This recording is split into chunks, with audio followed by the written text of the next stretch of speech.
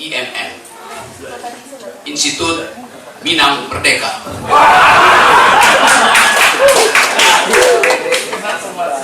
Karena yang diuraikan adalah semacam protes politik berbasis pengetahuan akademik. Saya juga baru tahu bahwa 1956 Buya Hamka mendirikan sekolah ini dengan berbasis pada filosofi, yang disebut falsafah dan hukum masyarakat. 1956 Buya Hamka tidak pernah lulus sekolah hukum, tidak pernah punya gelar profesor doktor, tapi dia punya pengetahuan tentang filsafat dan hukum. Kenapa begitu? Karena Buya Hamka tidak memakai cincin berlian.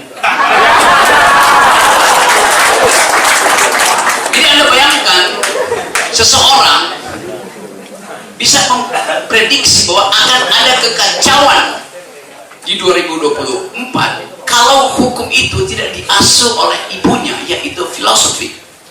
Itu yang terjadi di Mahkamah Konstitusi. Sekedar mendalilkan tetapi tidak tahu konsekuensi dari dalil itu. Saya lanjutkan sedikit kuliah ini.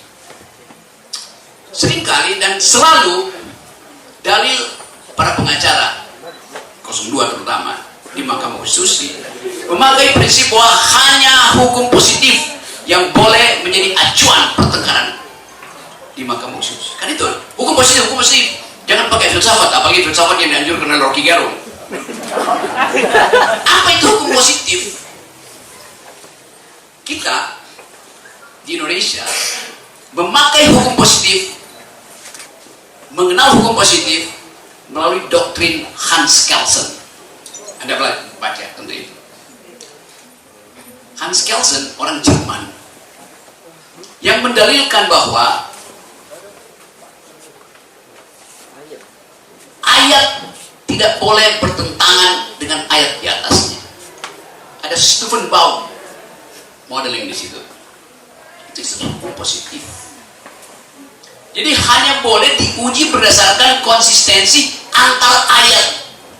Ayat pidana, ayat perdata, ayat konstitusi, kan itu namanya. Dan judul buku itu Pure Theory of Law, yang salah diterjemahkan di dalam bahasa Indonesia. Pure Theory of Law, bukan Theory of Pure Law, tapi Pure Theory of Law, teori murni tentang hukum. Itu bahasa Indonesianya. Dan di situ dimulai kekacauan cara berpikir kita tentang hukum. Seandainya saya terangkan pada si pemilik cincin bahwa Hans Kelsen yang dipelajari oleh dia itu adalah murid dari Immanuel Kant yang filsuf besar dunia, mungkin cincinnya langsung cair, coklat. Hans Kelsen menulis Pure Theory of Law mengikuti gurunya Immanuel Kant yang menulis buku Pure Thought, Pure Reason, akal murni. Dan Immanuel Kant adalah seorang filsuf. Jadi Hans Kelsen itu neo-Kantianism. Kalau sering saya ucapkan, Raja Cincin nyari ke Google, dan dia akan tanya pada Wendra, apa benar begitu? Jadi bayangkan misalnya orang belajar hukum tanpa belajar genealogi dari prinsip-prinsip hukum yang adalah filosofi. Tapi kita abaikan aja itu, karena itu meladeni kedunguan itu sama dengan berupaya untuk menghasilkan ketidakbenaran itu. Kita ingin hari ini kita coba bahas hal-hal yang menyangkut masa depan negeri ini, yaitu dengan tema dinamika politik hukum pada proses sirkulasi kekuasaan. Dinamika politik. Saya senang ada di Muhammadiyah karena di Muhammadiyah kita dididik untuk bertengkar.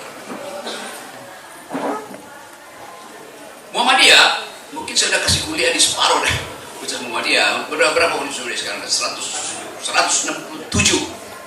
Bayangkan ada 167 Universitas Muhammadiyah. Kalau separuh aja dari dosen di Universitas Muhammadiyah mogok, IQ nasional turun 50%. Fasilitas yang disediakan oleh Muhammadiyah untuk membackup IQ nasional luar biasa. Kalau separuh rumah sakit Muhammadiyah mogok, tidak memberikan pelayanan, rata-rata usia hidup kita turun 50%. Jadi Muhammadiyah menopang dua hal yang diperintahkan oleh konstitusi: cerdaskan kehidupan bangsa, pelihara fakir miskin.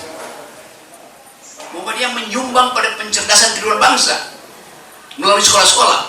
Muhammadiyah menyumbang pada pemeliharaan fakir miskin melalui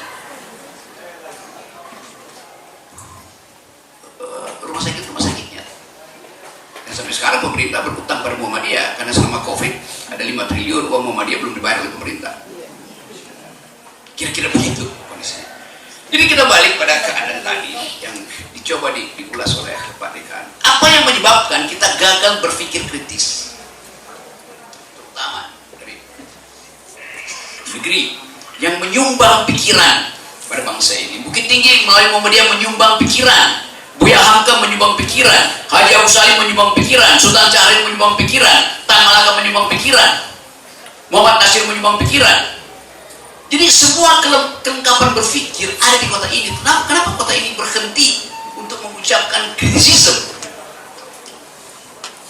Kita mau kaitkan itu dengan sejarah kota ini atau sejarah Sumatera Barat yang mengatakan tidak pada kekuasaan pada Soekarno atau terlampau waktu itu karena ketidakjujuran Jakarta, ketidakjujuran Jawa untuk membagi keadilan. Lalu timbul gerakan untuk protes. Hal yang sama dilakukan di tempat saya di Manado dengan Permesta dengan dalil yang sama. Karena itu ada hubungan kemarahan antara Manado dan Bukit Tinggi. Ada garis kemarahan yang sama. Karena itu saya akan tambahkan kemarahan hari ini. Kita hitung dari sekarang apa yang akan terjadi di masa depan kalau Pak Prabowo akhirnya mengatakan bahwa dia adalah muridnya Jokowi, dia dipersiapkan oleh Jokowi. Blessing this guys. Beruntung Pak Prabowo ucapkan itu sehingga kita tidak akan lagi tagih dari Prabowo oposisi itu. Karena Jokowi sendiri mengatakan bahwa Indonesia tidak memerlukan oposisi. Dan kelihatannya Prabowo mengambil kembali isu itu. Karena Prabowo mengatakan saya dipersiapkan oleh Pak Jokowi. Walaupun kita tahu bahwa mungkin sekali Pak Prabowo berubah pikiran ketika dia sudah dilantik sebagai presiden bulan Oktober. Tetapi konsistensi seseorang itu diukurkan di awal dia memperoleh mandat terakhir bahwa beliau yang sudah dinyatakan sebagai presiden terpilih yang akan dilantik bulan Oktober dipersiapkan oleh Jokowi, bukan dipersiapkan oleh rakyat ternyata. Bukan dipersiapkan oleh akal sehat ternyata. Bukan dipersiapkan oleh konstitusi ternyata. Bukan dipersiapkan oleh demokrasi ternyata. Jadi kalau kita bikin refleksi bahwa pada akhirnya kita mesti melawan terhadap kedunguan politik, terhadap keangkuhan kekuasaan. Tadi dinasti Jokowi masih berlanjut. Bobi mengangkat namanya sendiri. Tapi itu bukan nepotisme. Sama seperti soal Gibran, bukan nepotisme yang kita udah bahas berkali-kali. Kalau begitu Gibran itu siapa? Anaknya Jokowi? Bukan. Ponakannya Paman Usman? Bukan. Lalu siapa? Kan bukan nepotisme, bukan keponakan, bukan nephew. Jadi bayangkan argumen dari Mahkamah Konstitusi bahkan tidak paham basis dari pengertian nepotisme. Sekitarnya apa? Nipote artinya ponakan. Orang Inggris ambil alih jadi nephew. Orang Indonesia terjemahkan nepotisme. Jadi kedunguan 5 hakim ini terbaca pada ketidakmampuan mereka bahkan untuk mengenali istilah yang paling primer, yaitu kekuasaan harus dihasilkan melalui kompetisi Nepotisme tidak ada kompetisi. Oh iya, tapi kan Gibran dipilih oleh rakyat. Dia potong logikanya. Dipilih oleh siapa? Oleh rakyat. Disodorkan oleh siapa? Oleh bapaknya. Kan problemnya disodorkan oleh siapa? Melalui proses yang buruk di Mahkamah Konstitusi. Itu yang menimbulkan pertanyaan pada kita. Kalau keadaan ekonomi memburuk, dan pasti memburuk, sebenarnya dibilang ekonomi akan tumbuh 5%. Jadi biasa aja, 5% itu biasa aja. Warung Padang di Jakarta menghidupkan ekonomi 6%. Apakah di situ ada intervensi APBN? Nggak ada. Gojek menaikkan pertumbuhan karena ada interaksi ekonomi antar rakyat. Nggak ada bagian APBN yang menghidupkan ekonomi ini kalau cuma 5%. APBN itu fungsinya menghasilkan lebih dari 5%, 6%, 7%, atau 10% seperti yang ditinggal oleh Jokowi yang nggak pernah terjadi kan. Jadi coba kita bahas secara lebih teliti bahwa semua yang diucapkan di depan Monas itu omong yang kosongnya paling besar.